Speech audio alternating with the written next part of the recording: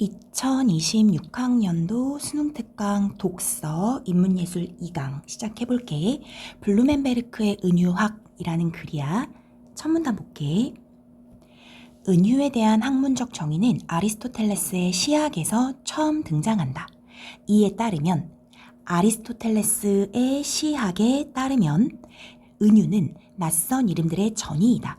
은유를 어떻게 정의했냐면 낯선 이름들의 전이라고 아리스토텔레스의 시학에서 정의한 거야. 이 말이 어렵기 때문에 다시 설명해 주거든. 즉, 어떤 대상을 가리키기 위해 그 대상의 이름이 아닌 낯선 이름을 사용하는 것이다. 요거 이해되니? 우리가 은유법 진짜 많이 배우지. 시 읽을 때 은유적 표현 이렇게 얘기했을 때 가장 많이 소환되는 이제 시 구절이 내 마음은 호수요 이거잖아. 내 마음이라는 이름이 아니라 그 대상의 이름이 아니라 호수, 이렇게 내 마음에 호수라는 낯선 이름을 사용하게 된다는 거야. 어렵지 않겠지? 그래서 낯선 이름들의 전이 이렇게 지금 표현을 한 거야. 계속 보자. 20세기 독일 철학자 블루멘베르크는 평생 은유에 대한 연구로 철학적 사유를 개진하며 펼쳐오며 철학, 과학, 신화 등을 아우르는 모든 텍스트를 은유적 구조로 파악했다. 독일 철학자 블루멘베르크라는 사람이 이제 여기 이 글에서 이제 중심 인물이 되는데, 이 사람은 은유에 대한 연구를 평생 했어. 그래서 철학, 과학, 신화 등을 아우르는 모든 텍스트를 다 은유적 구조로 파악을 했다라는 거야. 모든 걸 다 은유적 구조로 해석하기 위해 노력했다는 거지. 블루멘베르크는 은유란 인간이 세계 및 자신의 실존에 대해 창조해낸 상들이라고 주장하며, 이건 이제 블루멘베르크가 생각하는 은유의 정의겠지. 이것을 통해 인간의 삶의 방식을 읽어내고자 한 자신의 연구를 은유학이라고 명명했다. 은유를 통해서 인간의 삶의 방식을 읽어내고자 한 거야. 그게 은유학이야. 괜찮니? 계속 보자. 어렵진 않을 것 같아. 이 문단.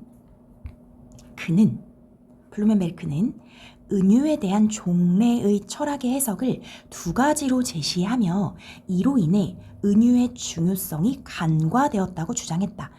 은유에 대한 기존의 철학의 해석이 두 가지가 있고, 이 두 가지 해석 때문에 은유가 얼마나 중요한지 사람들이 잘 모른다는 거지. 첫째는 하면은 이제 두 가지 해석을 다 알려주겠다는 거야. 첫째는 수사적 기법으로서의 은유이다.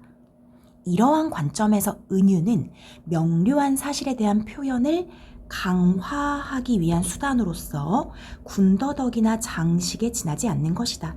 얘들아, 이 첫째는 우리가 기본적으로 쓰는 비유법의 은유라는 거야. 그러면 비유적 표현이라는 거는 그냥 원래 있는 사실에 대해서 좀 강조해주기 위해서, 강화하기 위한 수단이니까 없어도 되는 거야. 그래서 군더더기나 장식, 그러니까 필요 없다, 굳이 있지 않아도 된다, 이런 얘기지. 둘째는 명확한 개념에 이르지 못한 불완전한 인식과 추측의 표현으로서의 은유이다.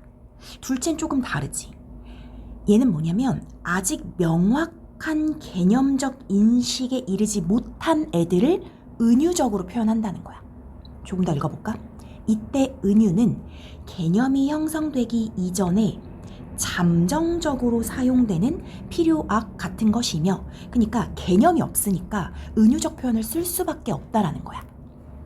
인간의 사유가 발달해서 어떤 대상을 가감 없이 표현할 수 있는 투명한 형식을 찾아내면, 즉 사람들의 사유가 발달해. 그래서 개념이 형성됐어. 그게 이제 가감 없이 표현할 수 있는 투명한 형식, 이렇게 표현한 것 같아. 그러면 은유는 더 이상 필요하지 않게 된다. 그치? 개념을 찾아냈으니까 굳이 은유적 표현으로 할 필요가 없는 거지. 이러한 관점에서는 궁극적으로 철학의 모든 은유가 순수하게 개념적 용어로 배체되는 것이 바람직하다고 간주했다. 그러니까 이 두 번째 관점에서의 은유는 그 은유가 존재할 필요가 없다라는 거야. 다 개념적인 용어로 바뀌어야 하는 것이다. 이해됐어? 지금 우리 은유에 대한 종래 해석 두 가지 봤어. 첫 번째는 그냥 단순 수사적 기법. 두 번째는 개념이 없었을 때 잠정적으로 쓰는 것. 이렇게 되는 거지. 블루멘베르크는 전통 철학의 지적대로 은유가 수사적 표현이거나 첫 번째, 아직 개념으로 환원되지 못한 잉여일 수 있다는 점. 이게 두 번째겠지. 그것을 인정한 거야. 블루멘베르크도 인정했어. 그러면서도 은유 중에는 결코 개념으로 대체될 수 없는 고유한 표현 형식으로서 철학적 언어의 근본 바탕이 되는 것이 존재한다고 주장하며 이러한 은유를 절대적 은유라고 명명했다, 이름 지었다. 중요한 게 절대적 은유겠지. 그치? 기존의 은유에 대한 두 가지 방식을 다 인정하면서도 그런데 개념으로 대체될 수 없는 어떤 철학 언어의 근본 바탕이 되는 친구가 있다. 그게 바로 절대적 은유야. 이렇게 얘기를 한 거지. 앞으로 어떻게 글이 이어질지 느낌이 오니? 절대적 은유에 대해 설명을 하겠지. 그치? 여기까지 정리해볼까? 한번 정리해볼게. 일단 은유. 얘가 지금 은유에 대해서 이야기를 하고 있는데 은유라는 게 어디서 처음 학문적 정의가 나왔다 그랬지? 아리스토텔레스의 시학이라는 책에서 처음으로 나왔는데 이 시학에서는 뭐라고 얘기했냐면 은유를 낯선 이름들의 정의라고, 정의가 아니라 전의, 낯선 이름들의 전의 이렇게 얘기했어. 이 말 뭔지 알겠지? 그 대상의 이름, 대상의 실제 이름을 쓰는 게 아니고 그럼 뭘 해? 낯선 이름.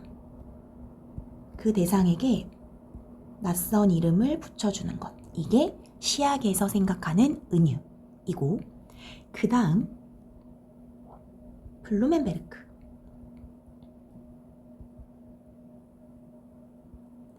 독일의 철학자 블루멘베르크가 생각하는 이제 은유에 대해서 얘기를 하고 있는데 이 사람은 은유를 뭐라고 했냐면 인간이, 좀 길지만 써보자. 인간이 세계나 자신의 실존에 대해서 창조해낸 상들, 세계나 실존에 대해서 창조해낸 어떤 모습들이라고 이야기를 했다. 알겠지? 인간이 세계나 자신의 실존에 대해서 창조해낸 상들이 은유이다. 이렇게 얘기를 했고 이 블루멘베르크는 은유학을 연구했는데 은유학이 뭐였지? 은유를 통해서 인간의 삶의 방식을 읽어내고자 한 것. 인간의 삶의 방식을 읽어내고자 한 연구. 이걸 했다. 여기까지 괜찮지? 그리고 중요한 게 은유에 대한 이제 종래의 해석. 두 가지가 중요하겠지. 은유에 대한 기존의 해석이 두 가지가 있다. 이렇게 얘기를 하지. 첫 번째는 수사적 기법이라고 얘기했지. 수사적 기법으로서의 은유. 얘는 단순히 강화, 표현에 대한 강화를 위해서 쓰는 것이기 때문에 그냥 장식이야. 군더더기 아니면 장식에 지나지 않는다. 이게 첫 번째. 두 번째는 명확한 개념적 인식에 이르지 못한 불완전한 인식. 이걸 어떻게 쓰는 게 좋을까? 개념 형성 이전. 개념 형성 이전에 쓰인 불완전한이라고 돼 있구나. 불완전한 인식. 불완전한 인식이나 추측으로서의 은유인 거지. 됐니? 얘는 일종의 필요악 같은 존재인데 언제 이제 더 이상 필요가 없게 되는 거야? 개념이 생기면. 그치? 개념이 생기면 더 이상 필요하지 않기 때문에 얘는 결국에는 개념적 용어로 대체되는 것이 바람직하다. 이렇게 블루멘베르크도 얘기했어. 개념적 용어로 대체해야 함. 요거 이해됐어? 요렇게 두 개. 그런데 이 은유에 대한 이 종래 해석 때문에 블루멘베르크가 뭐라고 했냐면 이것 때문에 은유가 얼마나 중요한지 은유의 중요성이 간과되었다. 이렇게 블루멘베르크가 얘기를 했었어. 그리고 이 두 개의 해석에 대해서도 인정했고. 알겠지? 부정한 거 아니야. 이 두 가지를 인정하면서도 이렇게 시작해. 무엇이 있냐면 절대적 은유라고 나오지. 이제 절대적 은유라는 개념이 있다. 요게 중요하다 그랬지. 절대적 은유는 뭐냐면 개념으로, 그러니까 결코 개념으로 대체될 수 없어. 개념으로 대체될 수 없는 고유한 표현 형식. 고유한 표현 형식이고 철학적 언어의 근본 바탕이다. 철학적 언어의 근본 바탕이 되는 것. 요것이 절대적 은유이다 하면서 앞으로 절대적 은유에 대해서 설명을 해줄 거야. 여기까지 괜찮지? 정리가 좀 됐지? 자, 3, 4문단 읽어볼게. 3문단, 4문단 절대적 은유에 대해서 이제 쭉 얘기할 거야. 블루멘베르크에 따르면 절대적 은유는 개념적 사고에 미달하는 것이 아니라 오히려 개념적 사고의 바탕이 되며, 자, 첫 번째 절대적 은유의 특징, 개념적 사고에 미달되는 게 아니야. 개념적 사고의 바탕이 되고 밑바탕이 되고, 그 다음 2번이야. 세계의 본질이나 삶의 지향성과 같이 개념으로 설명할 수 없는 궁극적인 질문들에 답하려는 시도. 이게 두 번째. 이해되니? 그러니까 우리가 이 세계의 본질은 무엇인가?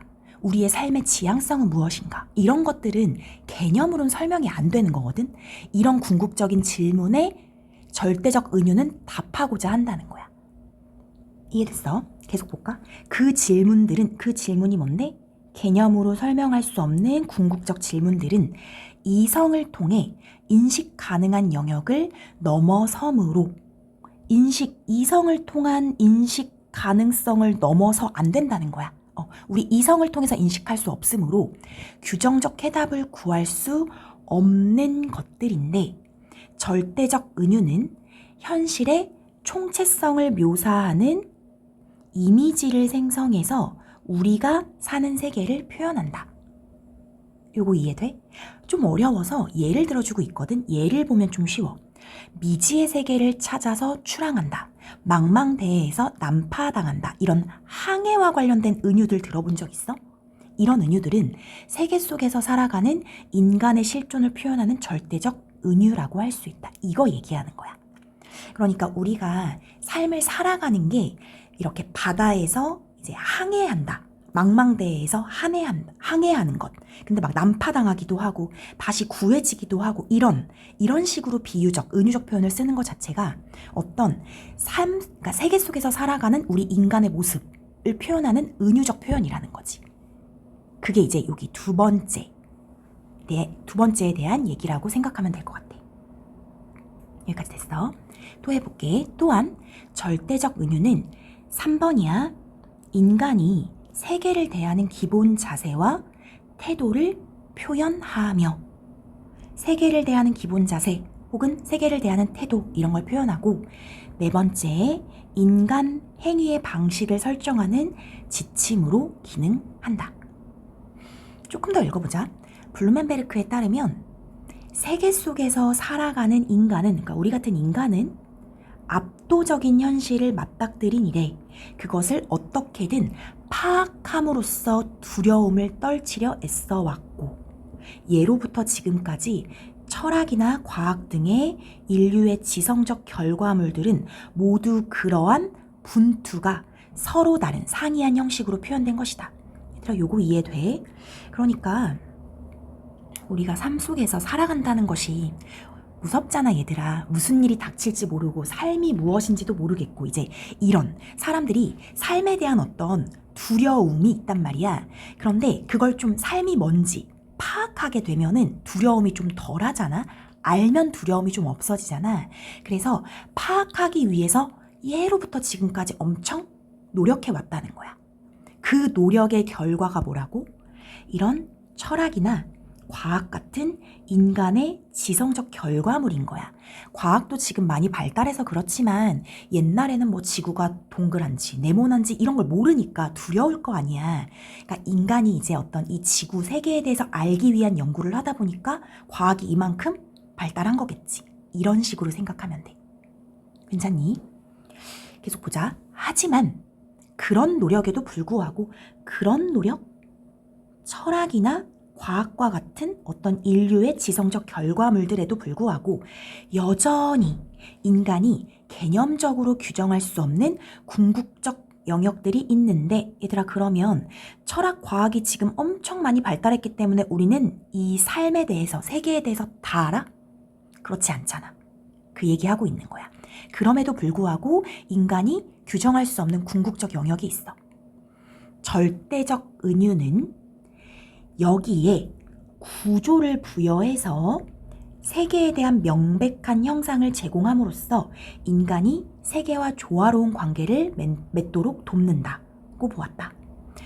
철학이나 과학이 못하는 걸 무엇이 해줄 수 있다는 거야? 절대적 은유가 해줄 수 있다는 거야. 절대적 은유를 사용하면은 이 세계가 어떠한지 좀 더 형상을 부여해. 그래서 이러니까 삶은 이런 거구나, 이렇게 사람들이 좀 덜 두려워하고 조화로운 관계를 맺을 수 있게끔 한다는 거야. 이 말도 좀 추상적이고 어려워서 예를 들어주고 있어. 예를 들어 세계를 시계다 이런 은유로 나타내잖아. 그럼 시계라고 했으니까 세계는 일정한 규칙에 따라 움직이는 하나의 시계, 다시 말하면 질서 있는 전체가 돼버려. 질서가 있는 거야. 그러면 세계는 더 이상 예측 불가능한 것이 아니기 때문에 공포의 대상이 아니게 되는 것이다. 그러니까 요 세계는 시계다 이런 식으로 표현한 것 자체가 절대적 은유라고 생각하면 되는 거야. 이해됐어? 괜찮니? 이게 약간 알쏭달쏭 하려나? 정리 한번 해볼게. 자, 여기는 이제 절대적 은유가 어떤 역할을 하는지를 쭉 써주고 있거든. 절대적 은유. 자, 1번. 절대적 은유는 개념적 사고에 미달하는 거야? 못 미치는 거니? 절대 아니야. 개념적 사고에 미달하는 거 아니고, 아니라고 했으니까 생각해야지. 그럼 뭐야? 개념적 사고의 바탕이 된다. 개념적 사고의 바탕이 된다. 무엇이? 절대적 은유가. 알겠지? 그 다음 두 번째, 절대적 은유는 개념으로 설명할 수 없는 궁극적인 질문들. 개념으로 설명이 안 되는 궁극적 질문들에 답하려는 시도가 되는 거야. 그럼 이런 궁극적 질문들이 뭐예요? 라고 하면은 뭐라고 하면 돼? 세계의 본질. 이런 거 너무 어렵잖아. 이 세계의 본질은 무엇인가? 대답할 수 있을까? 너무 어렵지. 삶의 지향성. 우리 삶이 무엇을 지향해야 하는가? 이런 것들. 어떤 개념으로 설명하기 어려운 궁극적인 질문들에 이 절대적 은유가 답을 하려는 시도를 하는 거야. 자, 이해됐어? 이런 궁극적 질문들은 이성을 통해 인식 가능한 영역을 넘어선다 그랬지? 그러니까 이성을 통해서 인식 가능한 영역이 아니라는 거야. 그렇기 때문에 얘네들은 규정적 해답이 없어. 규정적 해답이 없는 것들. 이것도 이해되지? 정확한 답이 없다고. 그럼 이걸 어떻게 하느냐? 절대적 은유는 여기에다가 현실의 총책성을 묘사하는 이미지를 생성한다는 거지. 현실의 총체성을 설명하는, 설명이란 말이 좀 이상하다. 묘사라고 다시 바꿔줄게. 미안해. 현실의 총체성을 묘사하는 이미지를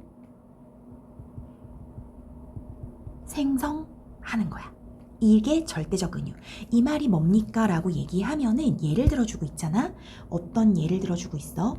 인생, 삶을 살아가는 것을 어떻게 표현하는 것? 항해. 항해와 관련된 은유. 이것들은 세계 속에서 살아가는 인간의 실존을 표현한 거지. 이런 게 절대적 은유라고 생각을 해주면 될 것 같아. 자, 괜찮니? 계속 갈게. 계속 절대적 은유에 대해서 얘기하는 거야. 자, 3번. 세 번째는 인간이 세계를 대하는 기본 자세. 인간이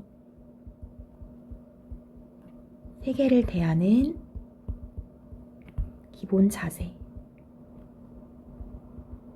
그 다음에 태도를 절대적 은유를 통해서 표현할 수 있고, 그 다음 네 번째, 인간 행위의 방식을 설정하는 거야.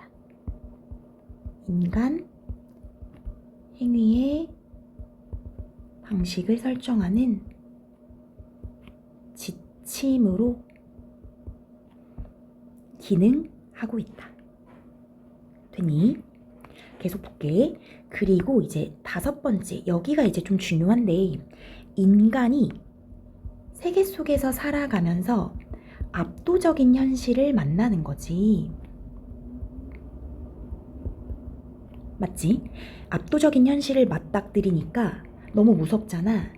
두려움을 떨치기 위해서 노력을 해.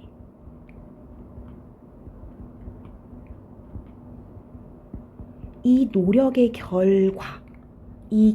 결과 뭐가 나온 거라고? 철학이나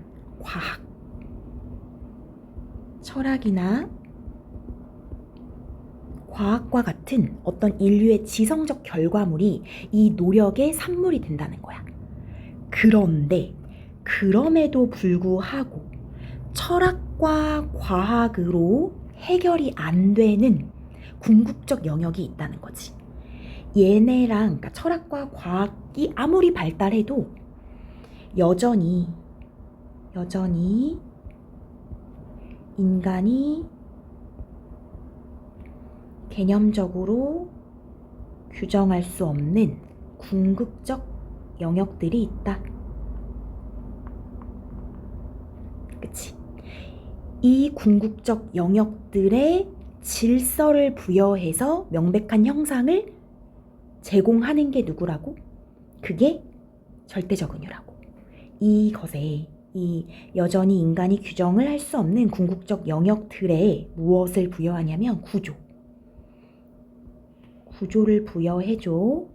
그래서 세계에 대한 명백한 형상만 쓸게. 세계에 대한 명백한 형상을 제공해서 사람들이 좀 두려움이 덜어지도록 돕는 거야. 이런 게 뭐가 있어? 라고 하면 얘를 뭐라고 들어줬냐면 세계를 시계, 이렇게 절대적 은유로 표현을 해주면 이 시계라는 것은 정확히 규칙에 따라 움직이니까 어떤 질서가 있는 것, 이런 식으로 사람들이 생각하게 된다는 거야. 그러니까 이 세계가 나름의 질서를 가지고 돌아가는 거구나, 이렇게 생각을 하면서 좀 두려움이 완화되고 세계와 조화를 이루며 살아갈 수 있게끔 한다는 거지. 자, 이해됐어? 여기 예로 들어둔 거 있잖아, 얘들아. 여기 예를 들어둔 거를 좀 잘 봐주고 넘어가 볼게. 오문단, 절대적 은유와 마찬가지로 신화 역시 개념으로는 해명할 수 없는 사태를 은유를 활용한 이야기로 서술한다는 점에서 블루멘베르크의 은유 이론은 신화 이론으로 연결된다. 이야기가 지금 넘어갔네. 절대적 은유에서 뭘로 넘어갔어? 신화. 신화 역시 개념으로는 해명할 수 없는 이야기들을 은유를 활용한 이야기로 서술해준대. 그래서 신화 이론으로 연결이 된다. 블루멘베르크의 신화 이론 이렇게 되는 거야. 이제 화제가 신화로 바뀌었어. 그에 따르면 신화의 기본적인 기능, 거대한 공포를 마주한 인간이 그것에 이름을 지어붙이고 이야기를 창조하여 막연한 불안을 구체적 두려움으로 바꿈으로써 세계의 거친 폭력과 혼돈으로부터 자신의 안전을 도모하려는 것이다. 얘들아, 요거 이해돼? 아까 절대적 은유랑 상당히 비슷한 거 보이지?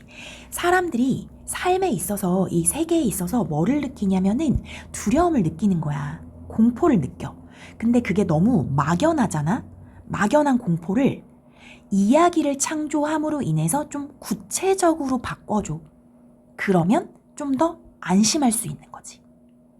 얘도 예를 들어주거든. 예를 들어서 신이 최초로 언급되는 고대 그리스 문헌에서 신들은 만물을 질서에 따라 배치하는 권능을 가진 존재로 서술되어 있는데, 고대 그리스 신화 이런 거 우리 많이 들어봤지? 이 신들이 질서에 따라 배치하는 권능을 가진 존재. 그러니까 이 모든 만물을 어떤 질서에 따라서 배치하는 게 신인 거야. 그러면 이런 이야기를 만듦으로써 인간은 이성으로 파악할 수 없는 섭리들을 신들의 권능으로 여김으로써 자연이 아무리 거칠고 난폭해도 일정한 질서에 따라 운행할 것이라는 믿음을 갖고 안도하게 된다. 이게 신화의 기능이라는 거야. 이게 마구잡이로 일어나는 게 아니라, 신들의 권능 때문에 이렇게 되는 거구나. 나름의 질서가 있겠구나. 다행이다. 안심하자. 이렇게 된다는 거지. 그래서 이러한 자기 보호 기능에서 얘들아 안도하게 하는 거여서 자기 보호 기능인 거야. 더 나아가 신화는 다양하게 변주되어서 인간이 추구하는 가치를 함축하는 서사로 진화한다. 신화가 변주된다라는 거거든. 그래서 결국에는 인간이 추구하는 가치들, 그것들에 대한 이야기로 진화가 된대.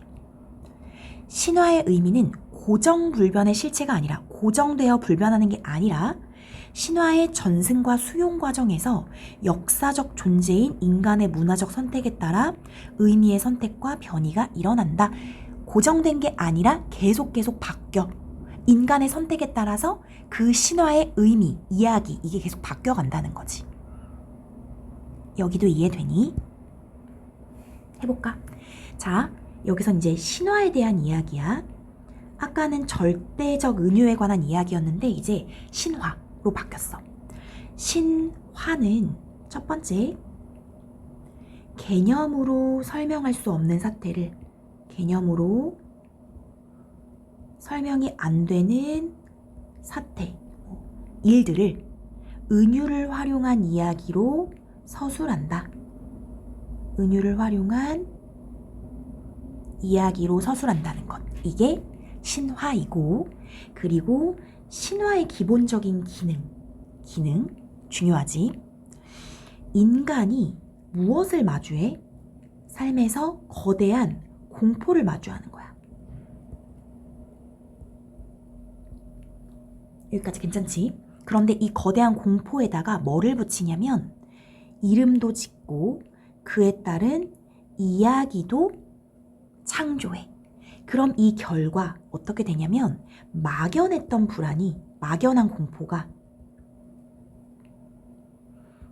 불안이 조금 더 구체적 두려움으로 바뀌는 거지.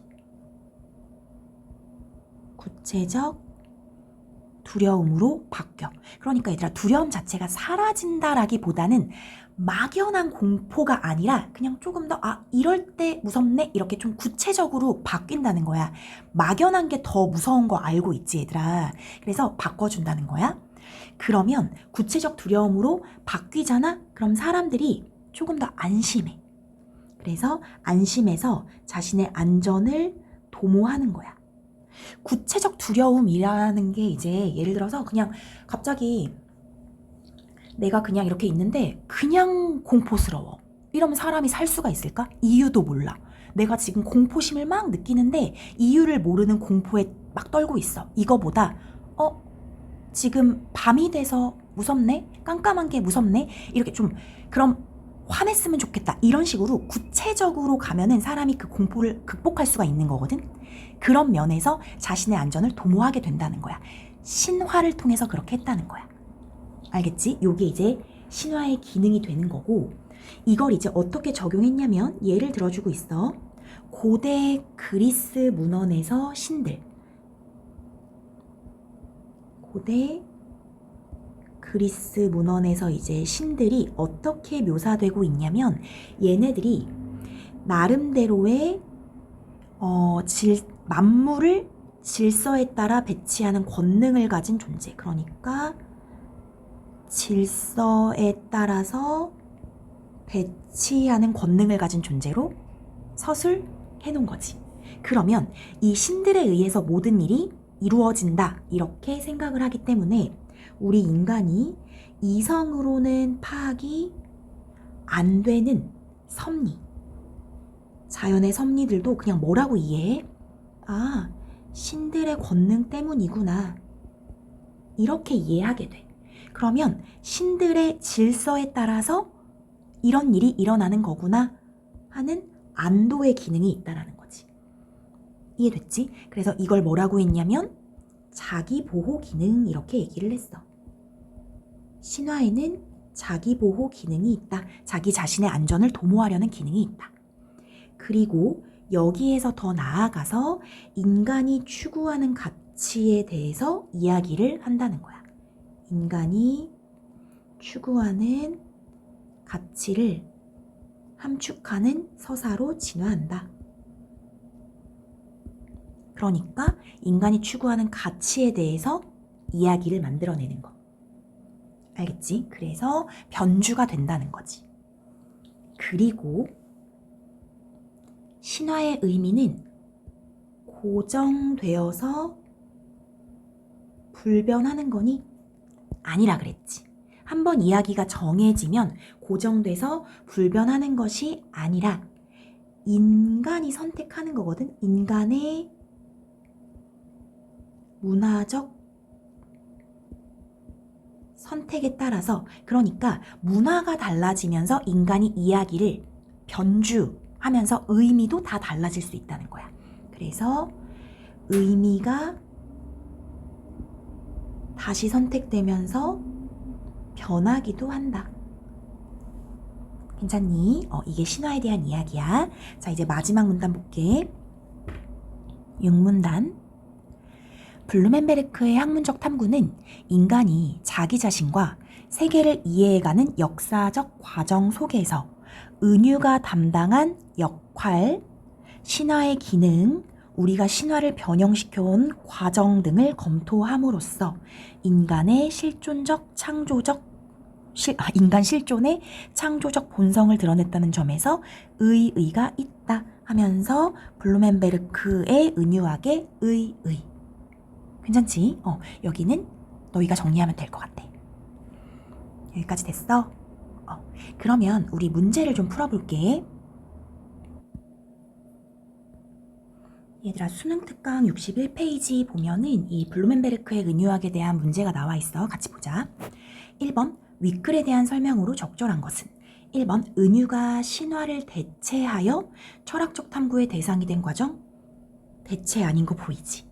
2번, 은유와 관련하여 특정 학자가 주창한 개념을 설명하고, 특정 학자가 누굴까? 블루멘베르크겠지. 얘들아, 주창이라는 말 알고 있어? 주창. 어떤 주의나 사상을 앞장서서 주장하는 것. 어떤 주의, 사상을 앞장서서 주장하는 것. 괜찮지? 특정 학자가 주창한 개념을 설명하고 그 의의를 제시하고 있다. 은유학이라는 개념을 설명했지? 그리고 마지막에 의의 제시했지. 답 2번이겠네? 나머지도 볼게. 3번, 은유에 대한 인식이 긍정적으로 변해가는 과정. 인식에 대한 얘기는 전혀 안 나와. 4번, 은유의 종류를 기능에 따라 분류하고 각각의 은유가 주로 쓰이는 학문 분야 설명한 적 없지. 5번, 은유의 위상에 대해 상반된 관점을 보이는, 은유가 어떤 위상이 있는지 되게 좋아, 나빠 이렇게 상반된 관점을 보이는 철학사조 없었잖아. 그래서 역사적 배경 같은 것도 다 없고. 1번은 쉽게 나오지. 2번이야. 2번. 윗글에 나타난 블루멘베르크의 견해로 적절하지 않은 것은 1번. 절대적 은유가 개념적 사고의 바탕이 될 수 있다. 얘들아 요거 기억나? 절대적 은유는 개념적 사고의 바탕이 된다라고 산문단의 첫 번째 줄에 나와 있었거든? 확인하면 되고. 2번. 철학을 통해 개념적으로 설명할 수 없는 영역이 존재한다. 이거 어디 나왔어? 우리 요거 어디서 나왔냐면은 사문단에서 어디 있냐면 여기 볼게. 예로부터 지금까지 철학과 과학 등의 지성적 결과물은 사람들의 그러한 분투가 표현된 거야. 하지만 그런 노력에도 불구하고 여전히 인간이 개념적으로 규정할 수 없는 궁극적 영역이 있다. 이 말이 뭐야? 그런 노력이라는 것이 철학과 과학 등의 인류의 지성적 결과물에도 불구하고 여전히 개념으로 규정할 수 없는 영역들이 있는데 이것은 절대적 은유가 해결해 줄 수 있어. 이렇게 얘기한 거잖아. 그 얘기하고 있는 거야.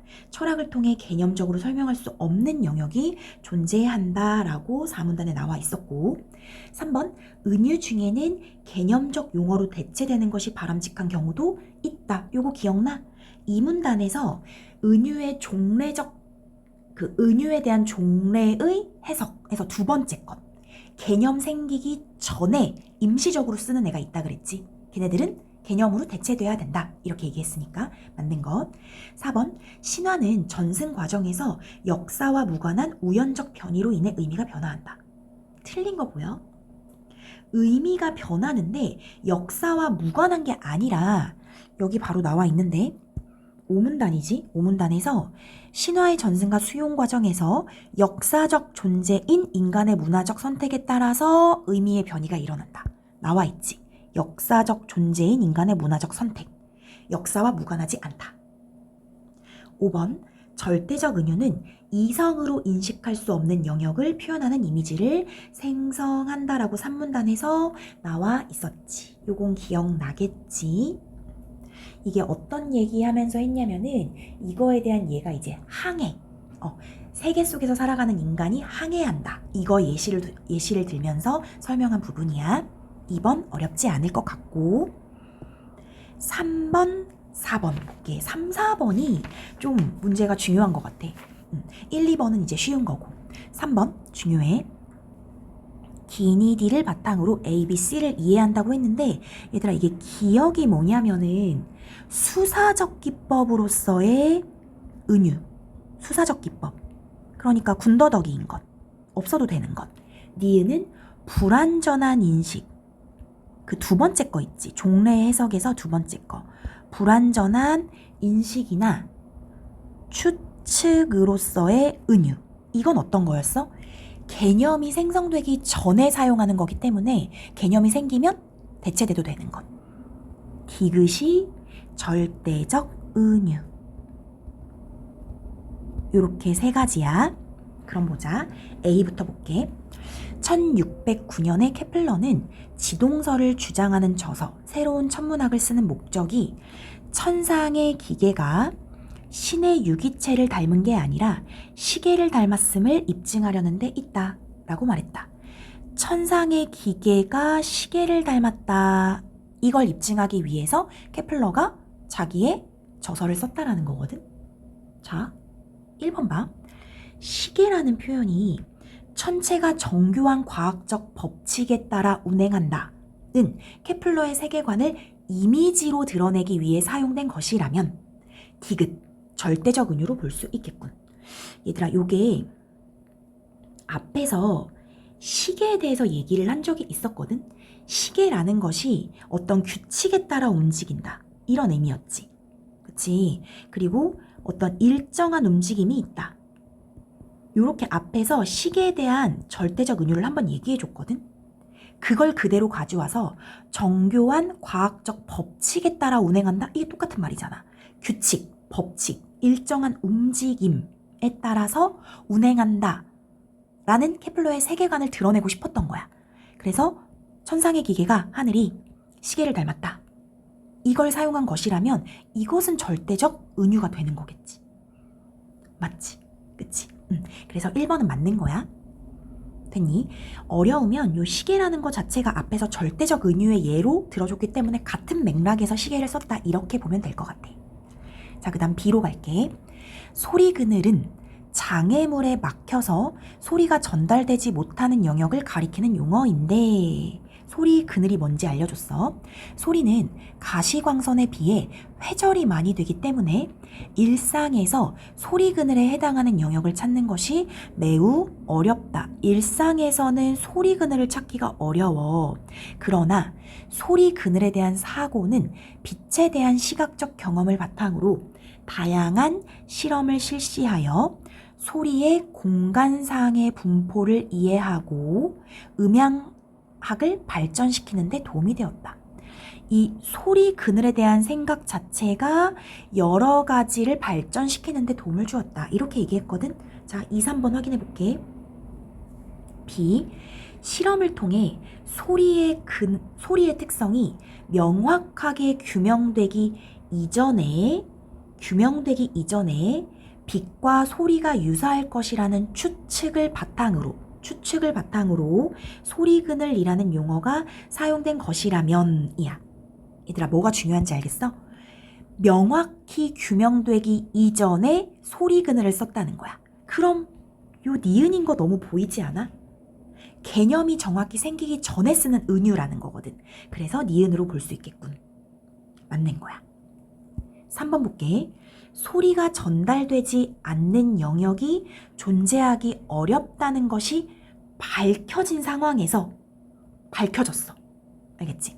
소리 그늘이라는 용어가 시각적 경험을 환기해서 소리에 대한 이해를 돕기 위해 사용된 것이라면. 그러니까 2번하고 3번은 전혀 다른 거 알겠니? 2번은 개념이 규명되기 전. 근데 3번은 뭐야? 밝혀졌다는 거야. 밝혀졌어. 그 상황에서 소리 그늘이라는 것이 그냥 우리 이해를 돕기 위해 사용된 거야? 그럼 뭐야? 수사적 기법이 될 수밖에 없겠지. 기억이 되는 거야. 이거 이해되니? 그래서 2번하고 3번 선지의 차이를 알아야 돼. 됐어? 자, 그 다음 C 볼게. 다윈은 종의 기원에서 여러 사투리가 하나의 언어에서 갈라진 것과 마찬가지로 동물의 종이 별개의 기원을 지닌다고 말하기 어렵다며 자연 선택에 의한 진화를 주장했다. 얘들아, 봐봐. 여러 사투리가 하나의 언어에서 갈라진 거래. 그러니까 이 말은 뭐냐면 하나의 언어에서 여러 사투리가 이렇게 발생했다라는 거야. 그거랑 마찬가지로 이게 비유가 되는 거겠지. 이것처럼 동물의 종이 별개의 기원을 지닌다고 말하기 어렵다? 그럼 이거 어떻게 생각해야 돼? 하나의 종에서 동물의 종들이 이렇게 다 뻗어나온 거라는 거야. 그럼 여기 하나의 언어랑 대응하는 게 뭐야? 하나의 종. 하나의 언어에서 여러 사투리가 나온 것처럼 한 개의 종에서 여러 동물이 지금 다 뻗어나온 것이다. 이 얘기를 하고 있는 거지. 그래서 자연 선택에 의한 진화를 주장했다. 이는 신이 생물을 창조했다는 믿음이 지배적이었던 당시 사회에 큰 충격을 주었다. 얘들아, 요거 무슨 말인지 알아? 신이 생물을 창조했다라는 것은 이것은 이제 신이 그냥 각각의 동물을 다 창조한 거야. A, B, C, D, E 이렇게. 그러니까 모든 동물을 종류별로. 이게 그 성경 창세기 이런 데 보면은 신께서 모든 동물의 종, 식물의 종을 다 하나하나 창조한 거거든. 그럼 지금 다윈의 생각이랑 완전 다른 거겠지. 그래서 충격을 주었대. 이에 대해 저명한 생리학자인 뒤 부아레몽은 항해 중에 배가 난파되면 조난자는 물에 빠지느니 널빤지에 매달려서 목숨을 부지하는 것이 낫다고 말했다. 항해가 나왔네? 항해 중에 배가 난파되면 빠지는 것보다는 널빤지에라도 매달려 이렇게 얘기를 했다는 거야. 이게 진짜 항해를 얘기하는 건 아니겠다는 생각이 들긴 하니? 항해가 우리 앞에서 절대적 은유에서 나왔지. 절대적 은유. 세계 속에 살아가는 어떤 인간의 실존에 대해서 항해의 비유를 했었잖아. 그 얘기하는 거거든. 자, 그럼 4, 5번 볼게. 4번부터 사투리가 여러 동물의 종이 동일한 조상에서 비롯되었다는 주장을 사람들이 쉽게 납득할 수 있도록 하기 위해 사용된 것이라면 여러 동물의 종이 동일한 조상에서 비롯되었다 요거지? 그러니까 사투리도 하나의 사투리가 하나의 사투리가 아니라 하나의 언어겠지. 하나의 언어가 여러 사투리가 생겼다. 이 얘기를 알려주기 위해서 사투리라는 비유를 쓴 거야. 얘들아, 그럼 이거 니은이야? 아니지. 뭐야? 기억이야. 기억. 왜냐면 니은을 쓰려면 이 개념이 없어야 돼. 다윈이 자기가 생각하는 어떤 이 진화론에 대한 개념이 없었을 때 비유를 했다면 니은이 맞겠지만 얘는 지금 다윈이 자기의 개념을 가지고 나와서 이해를 돕기 위해서 하는 거잖아. 쉽게 납득하기 위해서. 그러니까 기억이 되는 거야. 이게 여기랑 똑같네. 소리에 대한 이해를 돕기 위해 사용. 사람들이 쉽게 납득할 수 있도록 하기 위해 사용. 3, 4번의 선지가 지금 결이 똑같은 거거든? 그러면 이거는 니은이면 안 되겠지. 기억이어야겠지. 이해됐어? 자, 5번 볼게.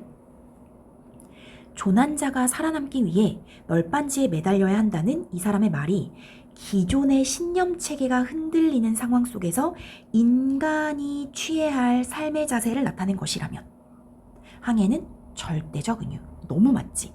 인간이 취해야 할 삶의 자세 이런 것들에 대해서 개념으로 규정하기 어려우니까 절대적 은유를 통해서 항해에 비유하고 있는 거야. 괜찮니? 그래서 4번 3번 문제 열심히 좀 보고 어떻게 풀어야 되는지 체크를 좀 했으면 좋겠어. 자, 그 다음에 또 다른 적용이 있거든. 4번. 적용 문제가 지금 2개가 있는데 4번도 중요해. 한번 볼게. 윗글을 바탕으로 보기를 이해한 내용으로 적절하지 않은 것. 읽어야지. 보기 읽어야 돼. 볼게. 그리스 신화에 등장하는 신들 중 하나인 프로메테우스에 대한 가장 오래된 기록으로 손꼽히는 것은 기원전 700년경에 쓰인 헤시오도스의 신통기이다. 첫 번째 신통기. 자, 내용을 잘 볼게. 인간을 사랑한 프로메테우스는 소를 잡은 뒤 뼈를 질 좋은 고기로 덮어서 먹음직스럽게 보이도록 한 것을 제우스에게 제물로 바치고 살코기는 인간에게 주려고 했다. 요거 이해돼? 프로메테우스가 인간을 너무너무 사랑한 거야. 그래서 뼈는 누구한테 줘?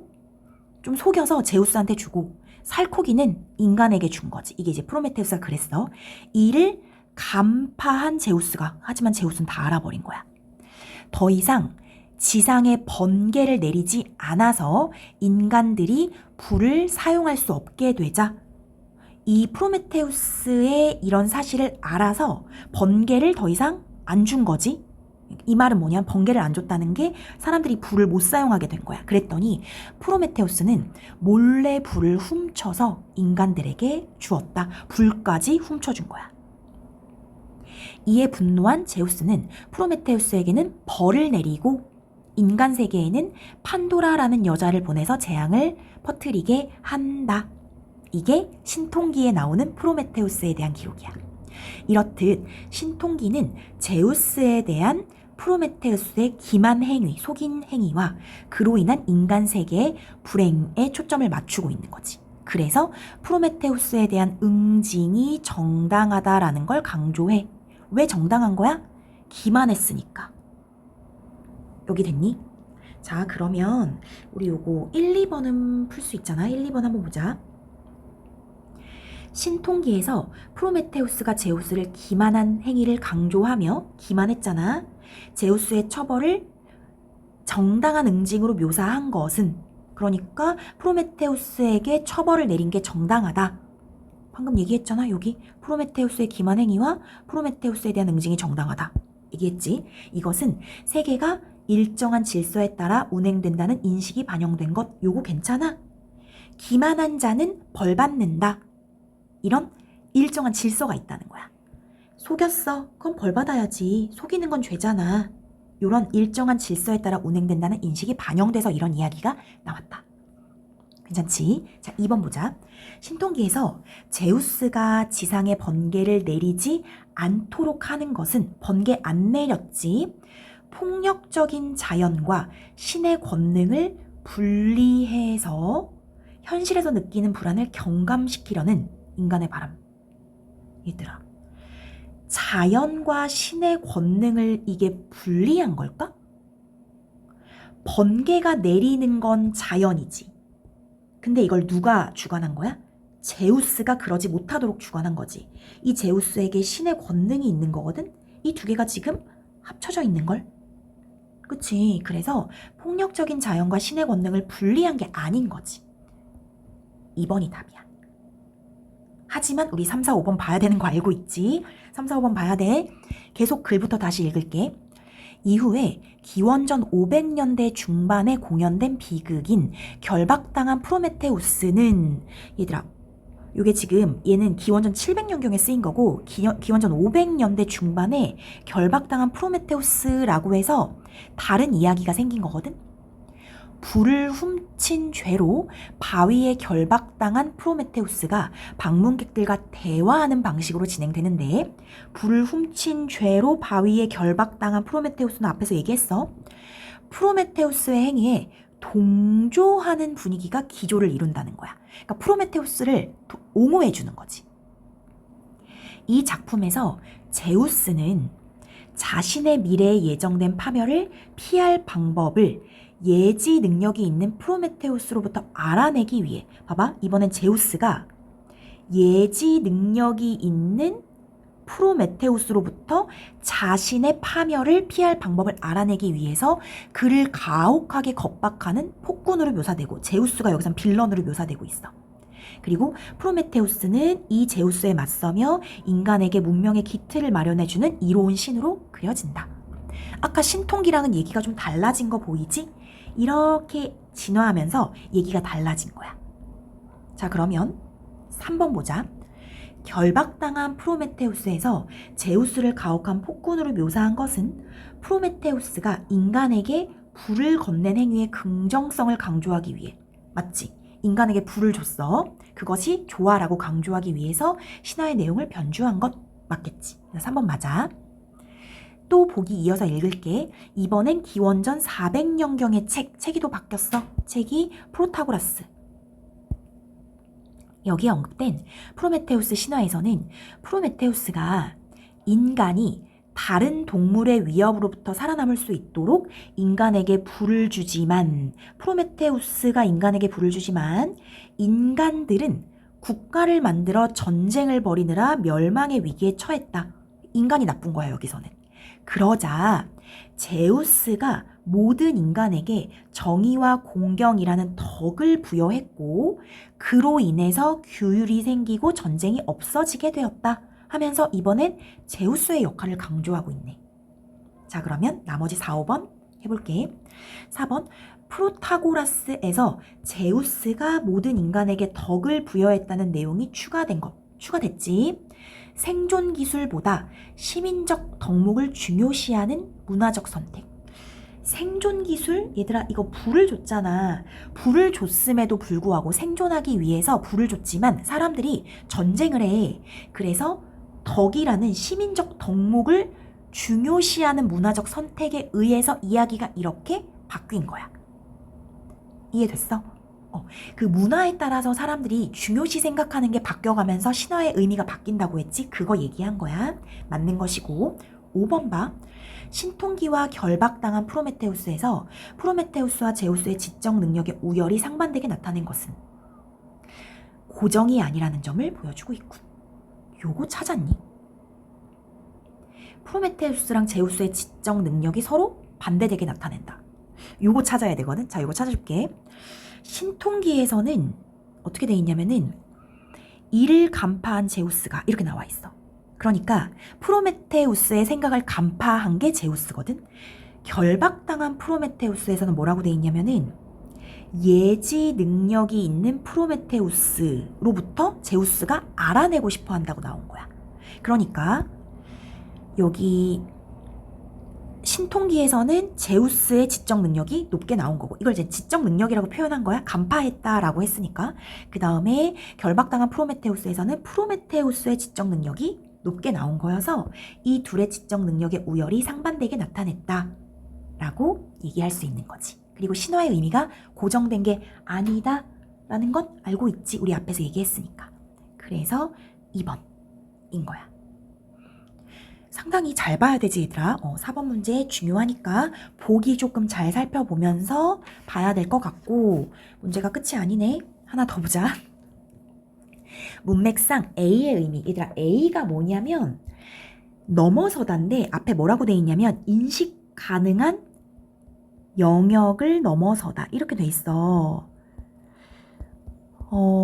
이런 단어 어휘 아직 어려워하는 친구들이 좀 있을 수 있는데, 이걸 어떻게 해야 되냐면 넘어서다의 의미랑 가장 가까운 건데, 이 넘어서다가 무엇을 넘어서는 건지를 항상 생각을 해야 돼. 얘는 지금 인식 가능한 영역을 넘어선다고 했잖아. 그럼 1, 2, 3, 4, 5 선지 봐봐.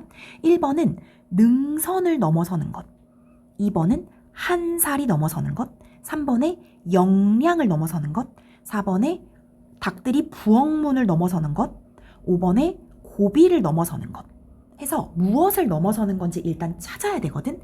그리고 기본적으로 어떻게 좀 없애면 되냐면, 요 앞에 있는 애가 구체적인 건지 추상적인 건지, 그러니까 물리적인 것인지 아니면 그냥 관념적인 것인지를 파악을 해야 돼.